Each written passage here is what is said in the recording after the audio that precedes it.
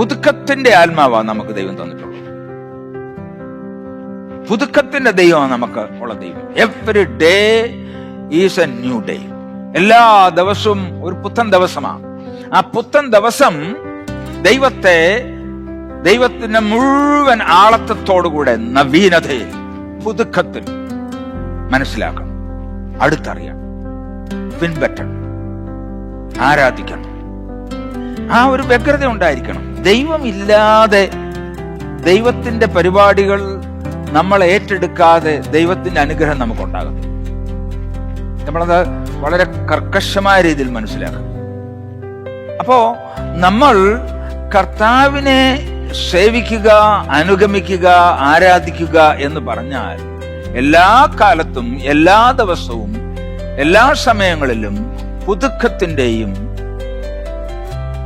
നവീനതയുടെയും ദൈവത്തെ കൂടുതൽ പുത്തൻ രീതിയിൽ മനസ്സിലാക്കി ദൈവത്തിന്റെ ആളത്വം മുഴുവനും എന്നിൽ പ്രബലപ്പെടുക എന്നുള്ളതാണ് ദൈവത്തെ പിൻപറ്റുക, ആരാധിക്കുക എന്നുള്ളത്.